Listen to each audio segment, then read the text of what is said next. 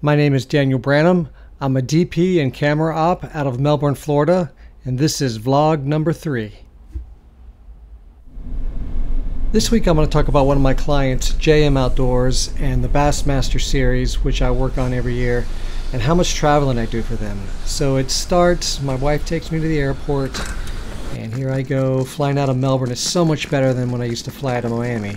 It's so much simpler, but still, with all the years that I traveled out of Miami, I learned a lot of tricks, such as TSA Pre. TSA Pre just makes everything so much easier. You don't have to take your shoes off, you don't have to go through the scanner, you just go through the metal detector. You don't have to take your toiletries out of your bag. And if you travel for work, you must get TSA Pre. It just makes your life so much simpler. And this is my bag setup. When I'm not using my gear and I'm using the gear of the clients, I like to travel with a carry-on and in my backpack, which I use on the job. That way I know I'm going to gate check my carry-on and I'll bring my backpack and put that on the plane. I know my stuff is going to make it. I'm not going to sweat it and see if it shows up or doesn't show up. So the way I like to travel is I try to book early and with one airline. And I fly American because I've got a lot of status with American, and usually I can get upgraded, and that makes traveling so much nicer. You just get treated a little bit better, everybody knows that, and you're on the plane first and you get off first. So here I am, I'm in Charlotte. That's the connection we get out of Melbourne, and from Charlotte I can connect anywhere. So when I get off the plane, the first thing I like to do is I go to the boards, and I have the app, but I just like to double check that my flight is still on time. And if I have an hour, hour and a half or more, I always go to the American Lounge. Now I know having an American Admirals Club card is an added expense, but when you travel as much as I do, it's hard to put a price on comfort. And just being able to get out of the general population, to get into the club, to find a relaxing corner, it really makes sense to me. What's great about the Admirals Club is they have lots of places to sit. They offer food and drinks and great bathrooms and Wi-Fi, and if you have any trouble with your travel, you can talk with somebody. They'll actually expedite your issues and get you sorted out. Here's where they have the little section where you can get some food, and it's pretty decent, but my favorite thing at the lounge is the cappuccino. You know, it's worth its weight in gold. So usually about a half an hour before my flight, I leave the lounge and I get to my gate. I just like to get to the gate to make sure there's no issues. If there's a flight delay, I can always see if there's an alternative to get me there, but I like to get to the gate and check that everything is on time. So typically when I do the Bass series, it's either 2, sometimes 3 flights, but mostly 2 flights. And luckily, most of the times it's the smaller planes, which I appreciate. So there we go. I am gate checking my suitcase again, getting on board one more time. And again, I got bumped up to first class, which always makes things wonderful. So I get in here, and the overheads are a little small, but they just fit my Yeti bag, which I appreciate.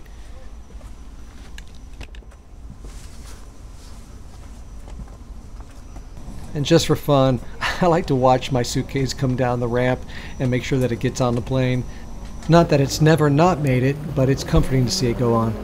And so here we are taking off. This particular job we are shooting in South Carolina, and actually when we were flying in, we are flying over some of the lakes that we will be shooting the next few days.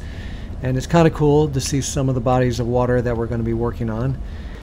Once we get in town, typically JM rents us an Avis rental car, and I'll either drive it by myself, or if one of the other shooters is coming in close to the time I'm going to get in, we'll share a ride. On this particular one, my buddy John, who's a shooter out of New York, he rode with me. But first, a quick bathroom stop. Here's my famous friend John. What up, man? Coming here to shoot some bass fishing on Lake Murray, South Carolina. Get yourself an Avis. We'll get ourselves an Avis. Of course, here we're waiting for John's bags. I don't do this. I do not recommend checking in a bag if you don't have to. Alright, well here's my room for this Bassmaster tournament. Not bad. We're at the Hilton this week. They do pretty good. Got my little coffee machine and freezer, refrigerator. Anyways, a room you can deal with is very important when you're on the road.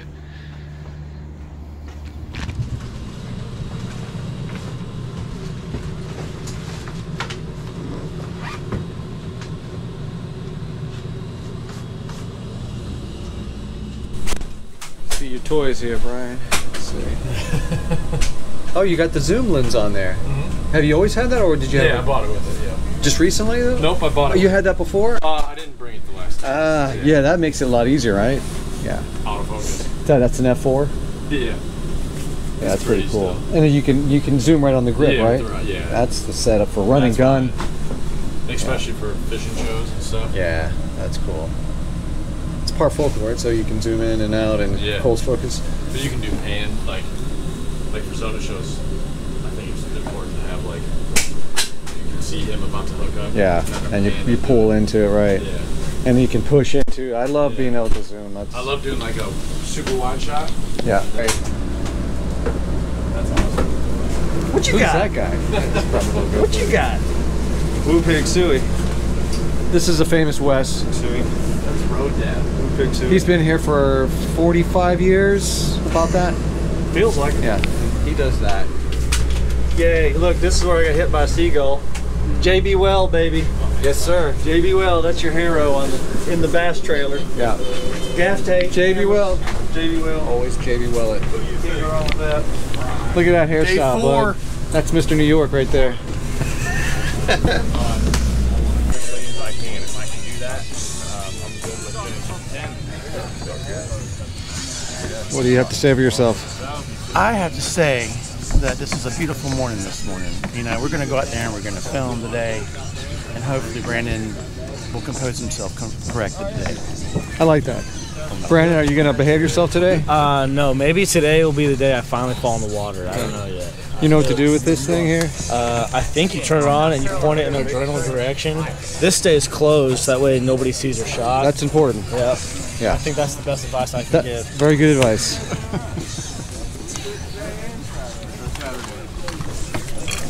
Oh, look who it is. Mr. Jake. Mr. Miami Dan. That's right. The infamous, now famous Miami Dan. What are your I heard feelings so for much today? about you before I ever met you. What was that, 10 years ago? I did, actually. Did you? I did from a lot of people, yeah. You got Drew Cook. Where you go find some biggins. Biggins. There he is. That lower corner. Famous photographer right there. How you doing, Dan? Good, sir. How are you, bud? Good to say, man. Hey.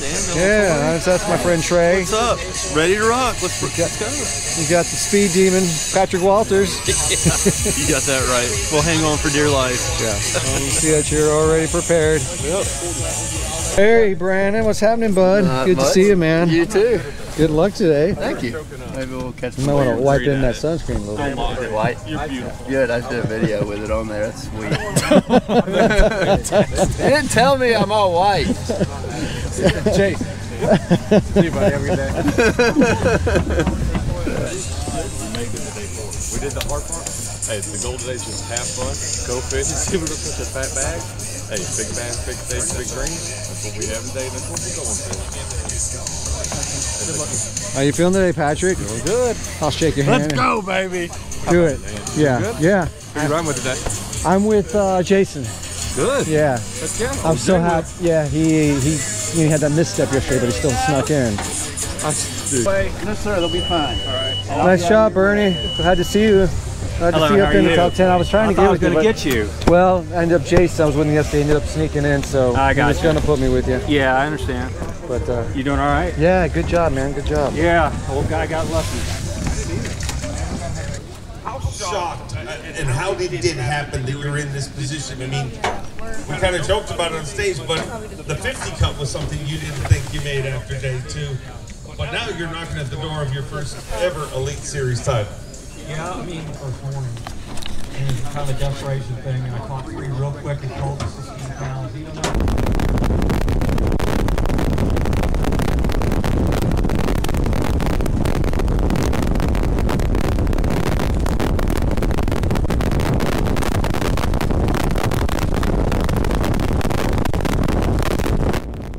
Now this is some of the best times I have during the day when we're riding out, if it's not too rough. I just really enjoy watching the sunrise, and you know, these boats go really fast. We're doing anywhere between 60 and 70 miles per hour. The idea is that the anglers want to get to their spots first before any other angler might get there. And the way this works, there's 10 anglers on the final day, and there's 10 cameramen that are with each angler.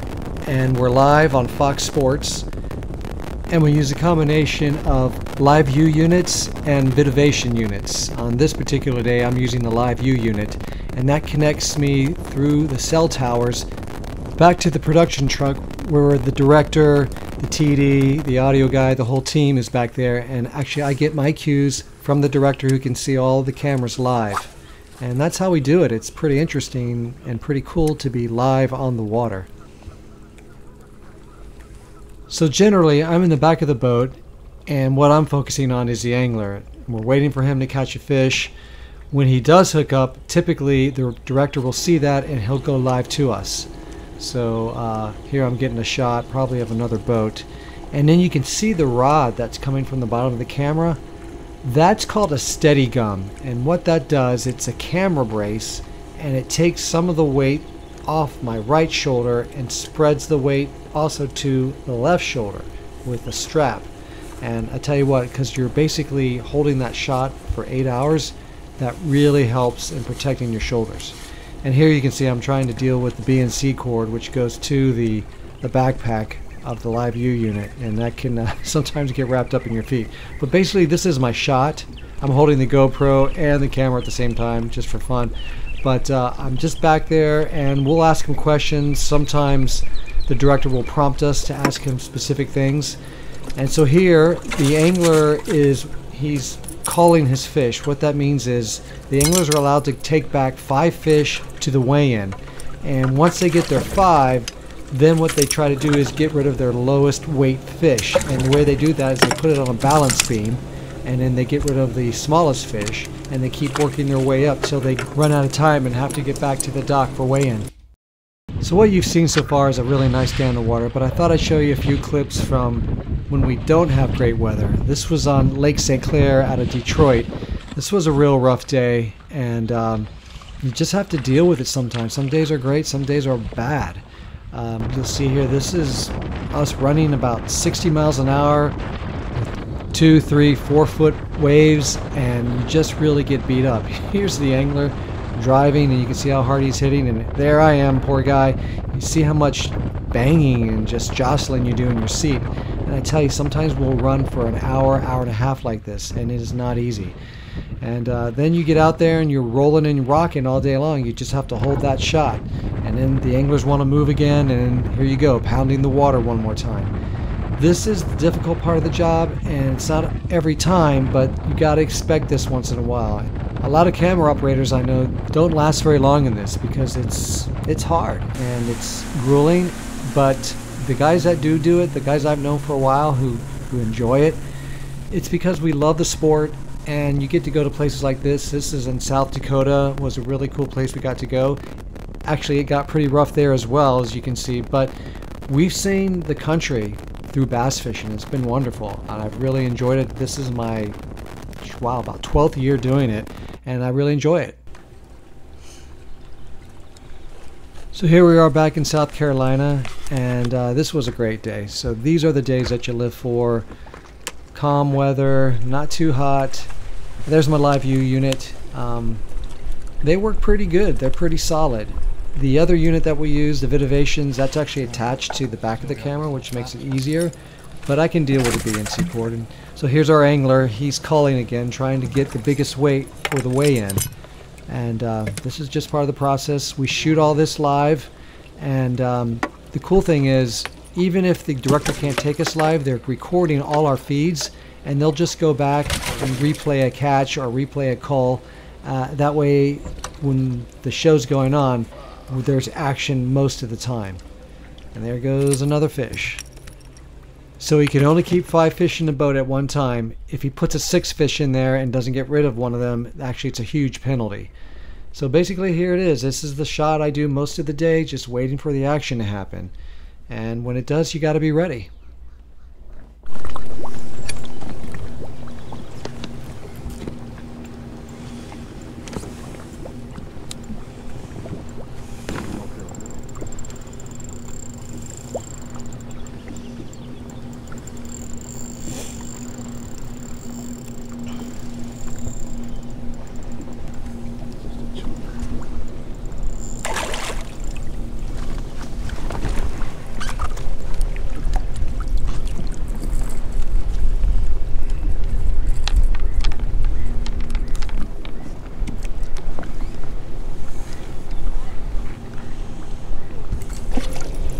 good ones too, huh? There's some nice fish. So now it's the end of the day, and we got to head back to the dock for weigh-in. And these guys have to be there at a particular time. I think it was 3 o'clock at this particular tournament. But if they're late, it's another penalty. So they have to make sure they get back on time, and that's why they do 60, 70 miles an hour to get back to the dock, so they're not penalized.